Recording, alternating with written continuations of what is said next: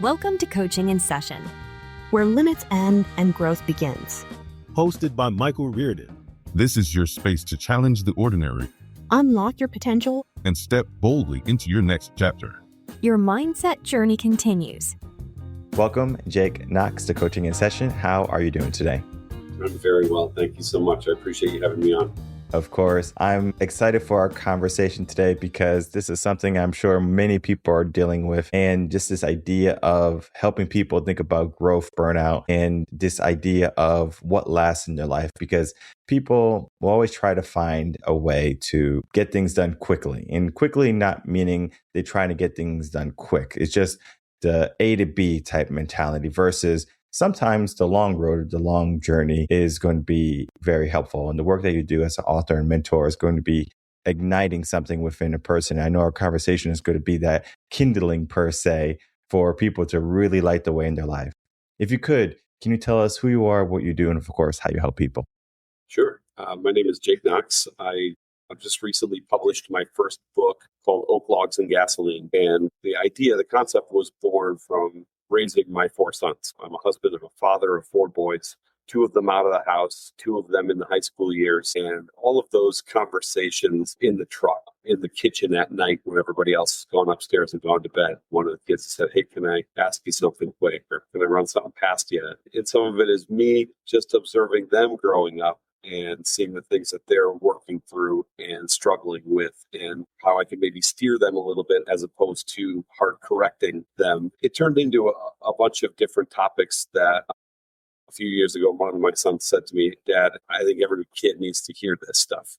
And it's so crazy to me. There's so many of my friends really need to hear these conversations we're having together. It ignited the idea of writing a book and bringing those uncomfortable topics to the table in short, digestible chapters, not to be a whole conversation, but just to be a guide in a conversation or then maybe a segue to open a conversation between a mentor and the person they're mentoring, or a person being mentored, going to their mentor, and a parent, a coach, or someone, and being able to say, "I'm struggling with stress. I'm struggling with how I feel on the inside as opposed to how I'm trying to look on the outside," and all of those different things that are coming at you anyway in life. They're coming. And the book isn't just for young people who are trying to find their way. It's for anybody. I mean, I read the book and still find little nuggets in there that then I go, "Oh, touche, I'm coaching myself right now in that subject." It's really started a mentorship journey for me because it really was the beginning of it was just hey, let's get this book out there.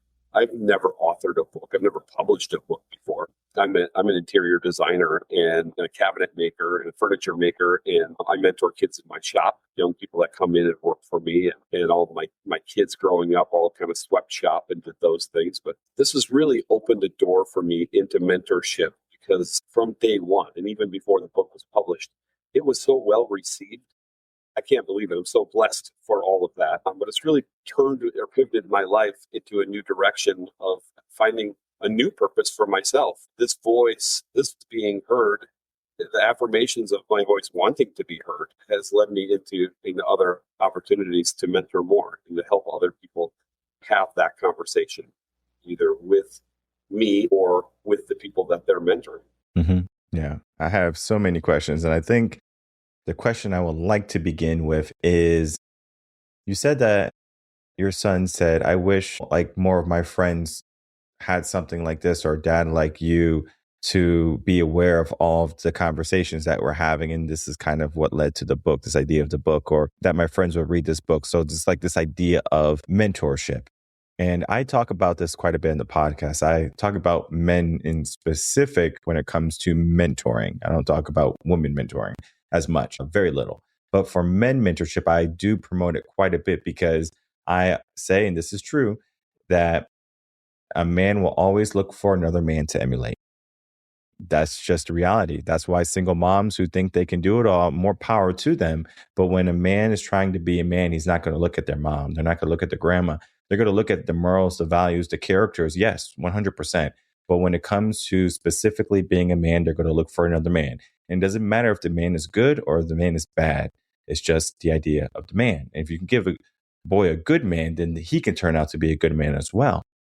And so this idea of that your son is already saying that I wish that some of my friends had this knowledge available to them. And it raises the question, where are the men in his friend's life, the fathers, the grandfathers, etc.?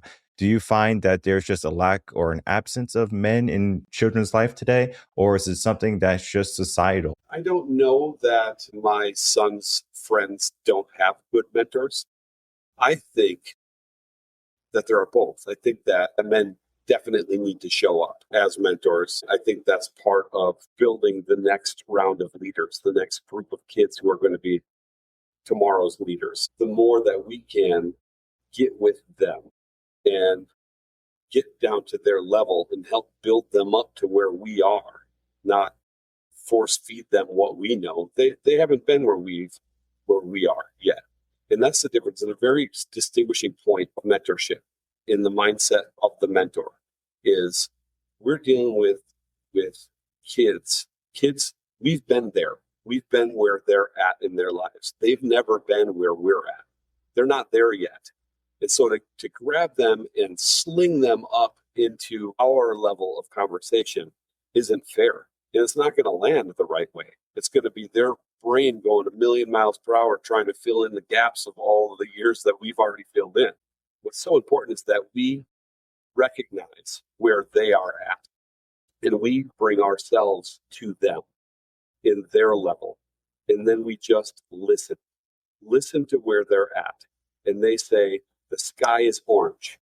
And we know that the sky isn't orange, but we can say, hey, the sky is not orange. Boom, we just rejected their idea. And we just slapped them down into this place where they're subconsciously now feeling like they can't give a good answer. It's somewhere their dignity is being harmed by answering because they might not be right. Instead, say, it's interesting that you think that the sky is orange. I'm so curious to know how you came up with that. Genuinely. And then let them tell you. And if you don't correct them halfway through them explaining it to you, they'll probably figure it out on their own by the time they get to the end of the sentence. Wait a minute. You know what? That wasn't correct. The sky is blue. Did you know that the sky was blue? Yeah, I knew the sky was blue. But I wanted you to get there because now you know how to think. You're not going to come to me for the answer because that's not mentorship. That's just Google. And so the original question, do I think that we're missing mentors? No, I think that the world is very fast and it's hard for a lot of conversations to be had. And so giving mentors tools, simple tools to be better mentors allows them to connect on a better level. When we start to look at our life growing up, because we've all been young boys before, teenagers before, so we know the woes and the trials that we have to go through. And we can say that in some ways we have a lot of the battles that they will have, like our sons, but then they have a different battle today with technology and social media, something that we didn't have a wide array of. So in a sense, they are living in a different world than what we had growing up. But then again, the mindset that a person can have can still be situated in the same as what was and what is today. Do you find that young people today, and it could be just boys today, that they have a more difficult time than what we had growing up in or with? Not being in 100% in the head of a kid growing up today, I don't know. What I found with my kids growing up is they long for personal connection. I think that it was easier for us growing up, not having screens in our face, not having information immediately at our fingertips, not being able to solve any answer ourselves by pulling the device out of our pocket. I think that we're just naturally built for that conversation a little bit better. And so I think that's the tool. That's what we can share with them. We can share with them, okay, it's time to talk. Let's put that down. We can give them that life. They don't have to have that all the time. We have those phones and things too. We have the phone, we have the tablets, we got the TV on with the news, and our computer open with having an email with somebody, and then I got my phone open and I'm scrolling social media and whatever, checking what time wrestling practice is for the 15-year-old, and then I also got a 15-year-old sitting right next to me asking me what there is to eat in the kitchen and what's important right now for both of us. It's not any one of the 5 screens we're on. It's figuring out how we connect and get this kid fed and get him to practice and figure out how he did today, how he did on that test or how he's feeling at school and what's going on. How are you on the inside? What are you thinking about these days? And those types of things. So in that, we're all human beings and we're all still functioning as human beings. We just have so many more distractions at our fingertips. But I think we both have that. Yeah. I think of the connection problem today because in our world, we have never been more connected. We can talk to people across or around the world at the click of a button on our phones, or we can join them virtually on a call just like this right here. And we can be connected. But there was a time when we didn't need that to feel truly connected to somebody. In my house, we have rules about phones. There's no phones in the car. There's no phones unless we're on a road trip, then it makes sense. Where there's no phones at the table when we're eating dinner, it makes no sense at that time. Like even if you're on vacation, it makes zero sense to have your phone at the dinner table. And then, just throughout the day, like there's other things that you can be doing, especially if the light's out, like the sun's out, where you can go outside. We live right by the park. The kids can go to the park. We have a lot of things to do, a lot of work that needs to get done around the house. We have gardens. And so we have things that need to get done. And of course, I understand technology is nice and convenient where we can pick it up and we can automatically be entertained to a point, to a degree where we can feel comfortable. Maybe it can be some level of productivity from our emails or reaching out to people via calls. And all of this is going to either A, give us a distraction or be a means to an end. For the people who are working, maybe it could be a means to an end where you are trying to make a good living for your family and you're doing this as maybe in a sense as a sacrifice where you are working long hours and maybe sacrificing the family some. And then the alternative is you're just using this device as an escape from the reality of dealing with the family, because family can be hard. Family can be challenging, from the hormone years to the teens to, them learning that they have to put on deodorant before they leave the house. It's just those little things that we don't necessarily think about when they're young. They're, 4, 5, 6 years old, running around. Everything is good. And it's easy at those ages. But then it becomes more challenging where now they start to think more independently. Of course, we have been training them to think independently. We have been training them to be mature and to one day be a man that's going to be able to handle their business. But at some point, we have to realize, these are not our babies, these are adults, or these are people that are going to go out and be the next leaders, as you said. But leadership is not something someone is born with naturally. Of course, people can have the talents and the gifts for leadership, but to be a true leader, they have to know many different factors. And when you were raising your boys, what were some of the key leadership factors you wanted to instill into them? So when they were able to become leaders in their sports clubs or in their schools, that they will be ahead of the rest. Number one, by far, above everything else, is empathy to me. Everything I say, everything I model for my boys, everything that we talk about in any conflict or situation or working towards something that we're about to start is the people that we're working with, so the people that we're around, are we understanding where they're coming from? I think that having empathy is the greatest trait that any human being can have. It leads to an understanding or a willingness to understand where other people are coming from and to maybe soften some of the hard stances that we take about things or the convictions that we have in life. It allows that soft spot to receive where somebody else is coming from or what they're bringing to the table. Number one, empathy. Kindness falls right into that, creating peace where that can be had in any situation. Kindness, I spoke about, but that joy, being joyful, bringing positive energy to the table. I have a chapter in my book is talking about kind of what we put out is what comes back to us. It's that mirror principle of what we're bringing out to the world is what we attract. Being that positive, confident person in the room that comes in that doesn't allow these two kids over here to be making fun of this kid over here, to keep the conversation positive, to, kind of give the side eye to somebody who's maybe using foul language in the room. We're just kind of keeping it clean, keeping it honest and even for everyone so that everyone has that opportunity in the space. I think it is leadership. You don't have to know all of the answers. You just have to be able to unite people and bring them together in a positive way. When people are together and positive, they're winning. Yeah, very true. I like the aspect of just understanding another person, where if they don't necessarily know who they're speaking with, how can they reach them? Versus treating everyone like they're just a cog in the wheel. Everyone's the same, and that's not true. We know that. We know that different strokes for different folks.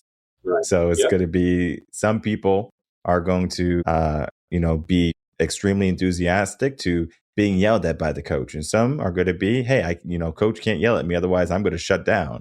And so the coach has to know, mentors has to know, hey, like, this is where they are mentally, right? Their mindset. This is where I'm going to get the most growth from them. And I think, like, if you think of like a cookie cutter approach to mentorship, it becomes extremely challenging to make a difference in the individual, because not everyone's the same, right? If you just think about our DNA, everyone's different. Even for identical twins, their DNA is different. You can look at it through a microscope and tests and everything, and they're different people. Even though they look the same, they might sound the same. It might be hard to differentiate between them. But if you put them under a lens, you can truly tell who is who. Now, when we start to look at this idea, everyone is going to have an opportunity to grow. Everyone's going to have an opportunity to have challenges and struggles along the way, and maybe at some point figure out their purpose or their why in life. Yet I find that at some point, people can see growth as easy. They say, okay, this is what I want. This is what I want to do. This is better, right? It's easy to see what's better in your life. You can look next door at the Joneses and you can say, oh, they have this car. They have a pool in their backyard. They have all these dogs. Maybe you love dogs. If you don't like dogs, maybe the neighbor next door to you has cats. You love cats. So you get to choose your animal that you love, but you start to see what other people have and what you lack. And what I find is that people, they do everything they can to try to get that lifestyle so they can say that I'm either on par with them, or I'm the same with them. But then if they do something that's out of their means or their lifestyle at the moment, they find themselves burning out, trying to keep up. And at some point, you have to ask yourself, is this what I truly want? Or is this something that I'm seeing that I think I want? How were you able to put into words of helping someone figure out what they truly want versus what they might like or what they think they might like? It's very specific to two back-to-back chapters toward the beginning of Blogs and Gasoline. Chapters are called Good on the Outside, and the next chapter is called Good on the Inside. And we address exactly that in the book. We spend a bunch of money that we don't have to buy a bunch of things that we don't want to impress a bunch of people that we don't like. And why do we do that? Because we see this, and especially in this world now where things are happening so fast, and you can't turn around and not see what you should be wearing and what you should be driving. And the cool kids who you think are cool at school are wearing the full Nike tracksuit with the shoes that are perfect and they're super nice, and they got the whatever else on, and they got the cool headphones, and everything else is perfect. And if you don't have that, somehow you're less than that person. I think that we're really looking in the wrong place. We're looking at the stuff and we're not looking at what's inside. And so you automatically, I think, become good on the outside when you master being good on the inside. And I say master, but you don't have to master. When you understand being good on the inside and you understand the fundamentals of what that takes to feel good for yourself, who you are, what your purpose is, what your platform is that you stand on, what you believe in, and you find the community that supports that, then the rest of the world doesn't matter. The rest of those things don't matter anymore. And you will truly find yourself. And then other people will be looking at you. And some people won't think that's cool, but some people really will. And that's, I think, it's such a key to life. But we just get sucked into doing it backwards, is looking good on the outside and then trying to manage our inside to live up to that. And I just think that that's an unhealthy and unsustainable way to try to live. Before I get too far, I wanted to bring this up earlier, but it just, I got enthralled in our conversation that it was difficult to bring it up, was the idea of oak logs. Is it a specific meaning for oak logs? Is it because of your carpentry work, or is there a different type of meaning with oak logs? Well, I grew up in Northeast Wisconsin. I'm from Cheesehead Land. And in Northeast Wisconsin, there are real lumberjacks.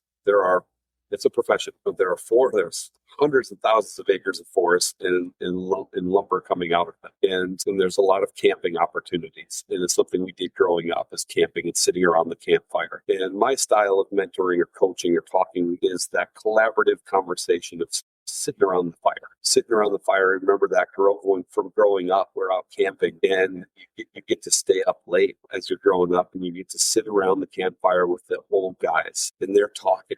And you're just soaking up every second of the language and how they're talking and the body language and the back and forth between the old guys and what they're talking about. And it's complicated. What you think are really complicated to them, it's just they're just banter and jaw jacking at night, and it's all so real to you. And I want to feel that way as a mentor when I'm talking to anyone. And that sitting around the campfire is the 8-minute drive to school in the truck. That's us sitting by the campfire. It's the, hey, Dad, can I talk to you for a few minutes when everybody else goes upstairs and we stand in the kitchen? And it's time to just listen to a 12-year-old or a 15-year-old for 45 minutes talk about how they think about the world. So the campfire has really been a big part of my life. I was meditating a few years ago, a bunch of years ago now, I guess, and had this vision of a fire inside of myself, this kind of forge inside of my core, inside of my gut, inside of my soul. And I asked myself what I was feeding that fire. What am I tending that fire with? Am I giving it? The first thing I think of, because I know how to build fire from growing up, and it is, you want clean, dry hardwood. Clean, dry hardwood. What's better than white oak? To put dry oak logs on a fire is the best thing that you can build a fire with. It burns down clean, very little ash, not a big mess. You can put those logs on the fire and walk away, knowing that fire is going to stay warm and hot for hours. You can go to bed, you can wake up, your home is still warm. Versus gasoline. Gasoline, pour that on a fire, it flares up hot and fast, it leaves black soot. It's out of control. When you dump gasoline, it's unpredictable, it's dangerous, it's fun, it's fast, it's a quick hit of dopamine. It's those things. And so oak logs and gasoline became the metaphor I used with my boys. What are you fueling your inside fire with right now? And you talk to two 15-year-old boys who just stayed up till 5 o'clock in the morning playing Minecraft on a Saturday night, sleepover. And then you walk into the bedroom and they had walked down to the corner store and gotten 6 Mountain Dews and a party pack of Skittles. And it's, they got it at 10 o'clock at night and it's gone. There's 2 of you and there's 6 big Mountain Dews gone and there's a big bag of Skittles gone. And you guys did that. That's a lot of gasoline, and you guys got football practice at 1 o'clock. You stayed up till 5 o'clock in the morning playing Minecraft. All that gasoline. In my book, I'm very careful to talk about, I'm not preaching. I'm not preaching to you. I'm not telling you not to drink Mountain Dew. I'm not telling you got to stay away from it. You've got to be on a health food diet. And this is what you have to. That's not my style. My style is understand what's oak logs in your life.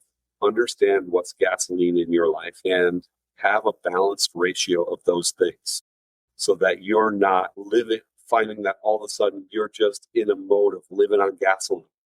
Because one day all of a sudden you're full of soot and you're out of shape and you can't breathe and you can't function in your brain fog, and your relationships are short because you snap at people, and all of a sudden you go, what the hell happened to my life? You've been running on pure gasoline, buddy. And so let's find our way back, because the wonderful thing is that forge, that fireplace can be cleaned out. And then you can put in that work. You don't just get to have oak logs. You have to go out and you have to chop those logs down. And then you have to chop them into firewood. You have to haul them back to the house. You got to stack them and rotate them and keep that stuff dry. You have to know where the dry logs are to put them on your fire. You have to clean the ash out of your fire and keep that fire now burning in a sustainable way. It takes some work. It's part of living. It's part of the disciplines of life. But now you can put that, instead of dumping the gas on there and then going to bed and waking up cold, you're putting the logs in the fire and you go to bed and you wake up, your house is still warm. You put some more old logs in there. You go to work, you come home, your house is still warm. You come home and you know what? Pop a couple Skittles in. You know what? Your house is still going to be warm because you have oak logs. It's a balance. And that's where that metaphor comes from. Yeah, I really like it. I was thinking of growing up, we didn't do much camping or anything. It wasn't until my days when I was done with college and everything where I went out and I ventured off into hiking and camping. And it was so much fun. I would bring all my friends and all my family. We got videos and pictures to this day.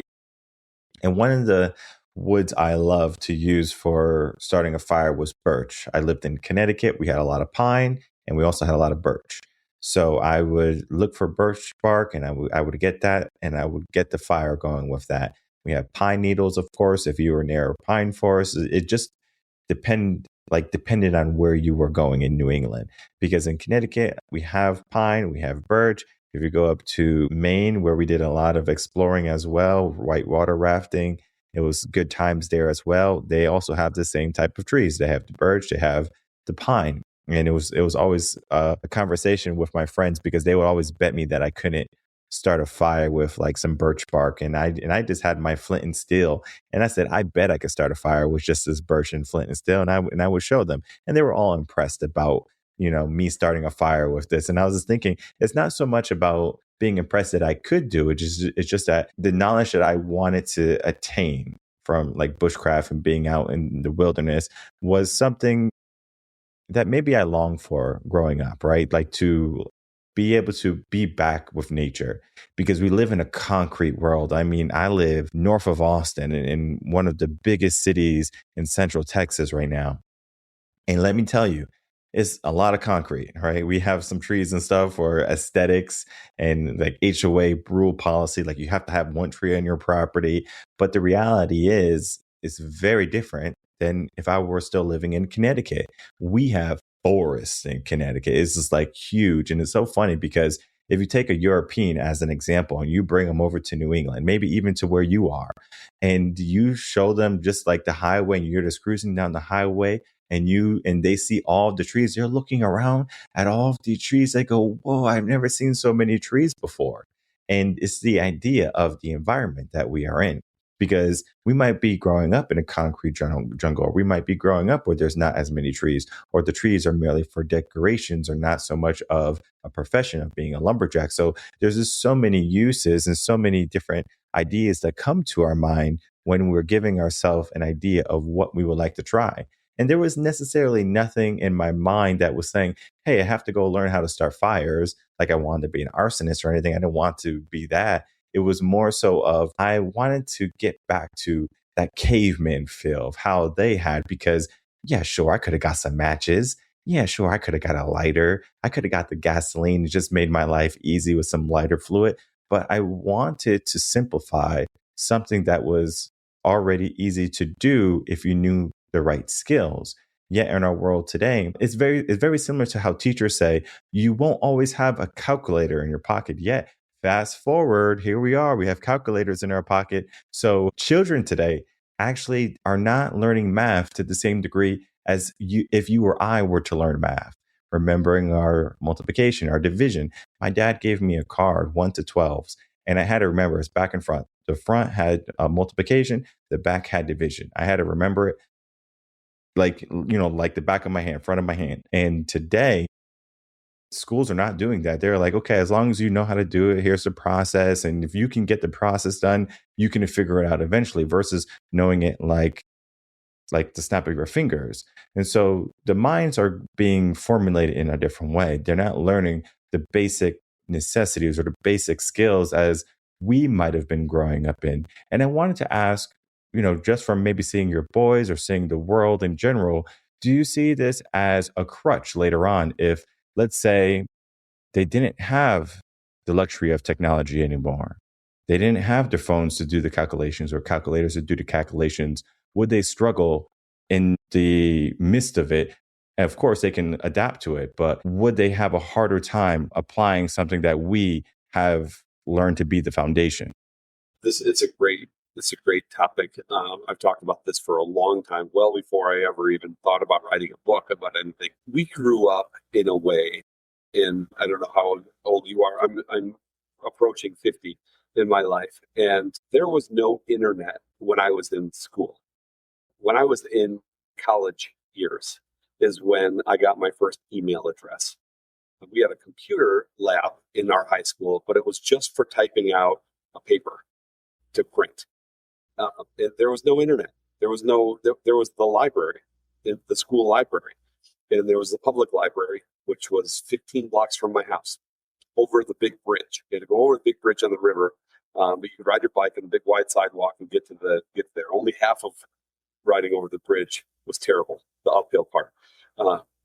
The coast down to the library was awesome.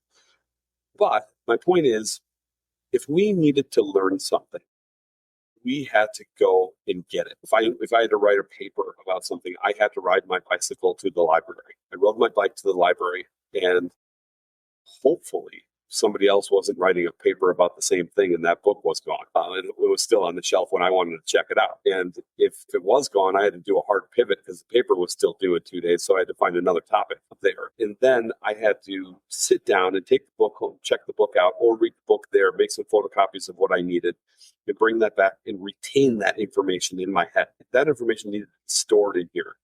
And if I didn't store it, I had to ride my bike back to the library and get the book again, and check it out and get that information again. Now we pull the phone out and we see what we want to see, and we don't put it in a memory bank because we have the crutch that it's right here again when we want it again. And so I think we even find ourselves as doing the same thing, is we're just not, there's too many things going on. Why would I commit that into the deeper part of my memory? And so I think that is an important thing for people to realize. I'm sure teachers have had these discussions and about how they're teaching and getting kids to retain information.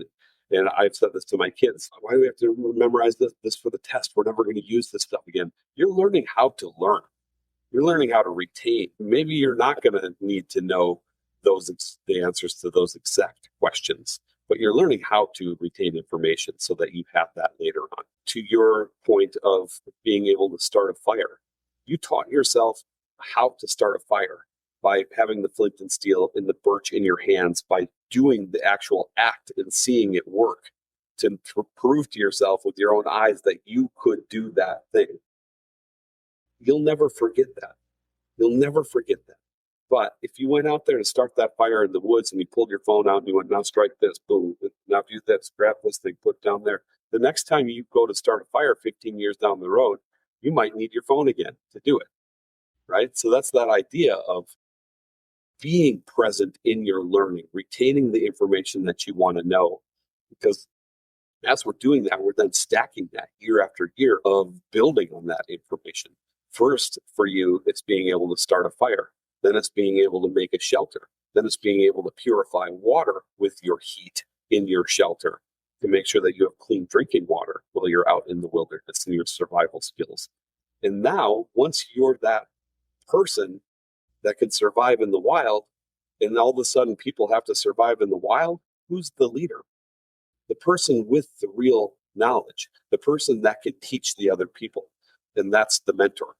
And that's right there as a metaphor for life, with building yourself to be a person that can teach other people and that people want to come to because you're the one with the knowledge and the softness and the ability to give that information without barking that information.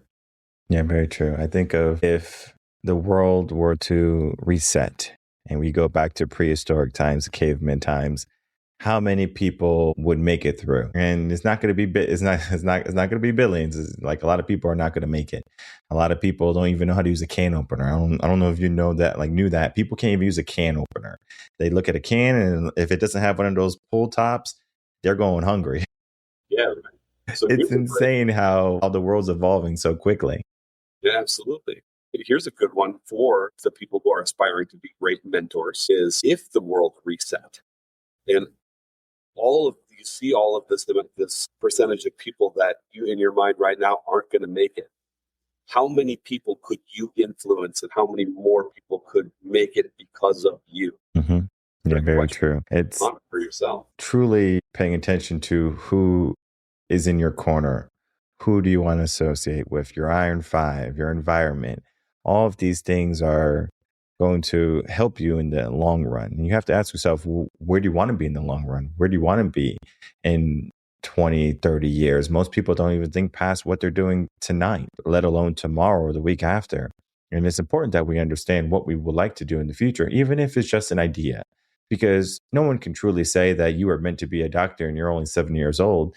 Maybe the profession is for you. Maybe it's not for you. You have to understand as you're going, as you're learning, whether you like it. Do you want to commit to it? And if it is something, do you want to give your life to it? And if it's not going to be yes to all the above, then maybe your calling is something different. And there is no shame in saying, you tried something and it didn't work and you are going to pivot. Most people think that once I'm on this path is mine forever. In our conversation, especially with mentorship, it's not so much of this is going to be set in stone. It's like, okay, well, where do we want to go next? Like, what do we want to create next? Think of your carpentry work as an example. You create one piece and then you create another. It's not so much of, okay, I'm done. I created something. I mastered this craft. It's, okay, what's next? And in life, there's always going to be what's next. Let's build again. Let's do this again. Let's become better again. Yes, at one point you will be the master, and typically masters are not people who are like, all right, I'm the master, I know everything. It's, all right, let me teach this to somebody. And oftentimes when the master is teaching a student, the master also learns. So there's just so much more to life than just becoming proficient, becoming skilled, and then becoming a person that other people can say, I would like to know what they have. And definitely the wisdoms that you have in your book and the teachings that you have in your mentorship is going to be helping young men and just people around the world understand that they can get through their current situation. And then at some point, they can also help people with their situation that's going to be coming after them. So as we begin to wrap up, I would love to get some final thoughts, some final words from you. And then please tell everyone where they can find you, reach out, and then begin to inquire about your book or any of the works that you have in the future. Mm-hmm. I think about my purpose in where I'm going now and as I'm evolving as a mentor and finding that that's a real place for me in this world. The motivations for me there, I look first locally, my kids, providing my kids with a foundation to be great, healthy, happy adults. And then outward from there on the kids that work for me in my shop to help them. Then we look out into the high school and all the kids that are going through those programs at the high school. Can I help those mentors and those coaches do a better job relating to those kids? Just give them some more tools so that they're creating better people. And then reaching out to, like we're doing podcasts here, having these conversations, writing articles that people see, writing books that people can read, a book that a kid can have in his back pocket for the rest of his life, that a mentor can use as a teaching guide with the kids that they're mentoring. And all of those things. If my legacy can be that we created tomorrow's leaders to be better leaders, to make this world a more empathetic, happier, more collaborative place, that's God's work to me. And I can't think of anything that I would be more honored or have more gratitude to have in my life than to be in that position to do those things. My first book, Oak Logs and Gasoline, is also my website, oaklogsandgasoline.com, where you can find the book, where you can find what I'm doing next. Just recently, because I'm an old guy and technology comes to me not as fast as other people, I started a Substack. And Substack is a place where I'm putting all of my media. I would imagine that this podcast will end up on there once somebody teaches me how to do it. But all my podcast interviews will be in that place. I write every day now. I sit down in a journal, not for myself. I journal my thoughts of how I can help other people. And I write those into something each day. And so now I'm putting those into the Substack. So there's articles there. You can subscribe for free. Everything is free on my Jake Knox Substack. It's great. It'll come to your inbox. Read it or not. If it suits you one day, but if it Today I was writing about parents and their kids closing off to them. And why is that? It is because we're on their butts all the time. And so maybe their dignity in their real life right now comes from, if I just don't talk, then I'm not going to get hammered for what I'm thinking. And so they retreat. But here's maybe some ideas for parents of how you can just turn the dial a little bit so that it's a safe place for them to come and talk. Well, then they'll want to come and talk and explore their ideas if you're not correcting or slamming or shutting them down mid-sentence, and allowing them to speak, to be who they are. And again, like I was saying earlier, meet them where they're at, as opposed to meeting them what you think they need to know, because we just want to protect our kids, force feed them and download them all the information that they need to know, but they're not where we are. So those types of things. Lots of different ideas, though, coming through, mentorship ideas and things of that nature. But that's where you can find me. I'm starting some mentorship coaching that'll be coming out this April, May. I think we're going to start our first sessions. That'll be group online sessions. We'll Zoom and get together and talk about a series of topics through a course. Just helping. There'll be a parent group for mentoring. There'll be coaches of student athletes, a group for that. There'll be a business manager / business owner group where we're talking about these kids coming in that have learned this digital age, and they're the 20-somethings and they're in our world. We've been doing something the same way for a long time, and they're coming in with different ideas. And how do we meet them where they're at so that we can access everything that they have to offer without beating them down, because they already know that they're the little man on the totem pole, and getting the most out of those kids and bringing them up into the business world that way too. Whatever I can do, however I can help, I'm open to ideas. I hope people say, hey, Jake, how do we talk about this? And that's why we're here right now. I love this. It's a conversation. I didn't start it. We're not going to be the last ones to have it. It's happened since the dawn of time in the cave, and it's going to happen in the spaceship one day way down the road.